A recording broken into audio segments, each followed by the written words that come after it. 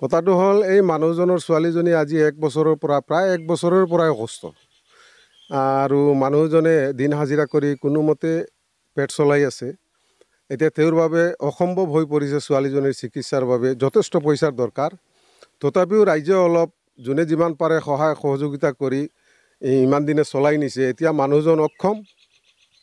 এতিয়া আমি সদাশয় ব্যক্তিসকল চবৰ ওচৰতে আমি আবেদন জনাইছোঁ যে মানুহজনক যোনে যেনেকুৱা পাৰে যিমান পাৰে সহায় কৰি মানুহজনক অলপ উপকৃত কৰিব বুলি মই আশা ৰাখিছোঁ।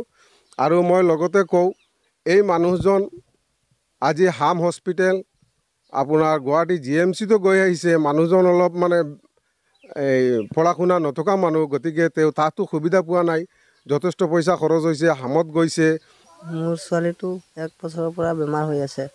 মই বহুত হস্পিটেলত লৈ গৈছোঁ। গৈ মোৰ পইচা যিমানখিনি আছিলে চবখিনি শেষ হৈ গ'ল। এতিয়া মই চব ৰাইজৰ ওচৰত সহায় বিচাৰি আছোঁ মোৰ ছোৱালীজনী ভাল কৰিবৰ কাৰণে। মোৰ ছোৱালীজনী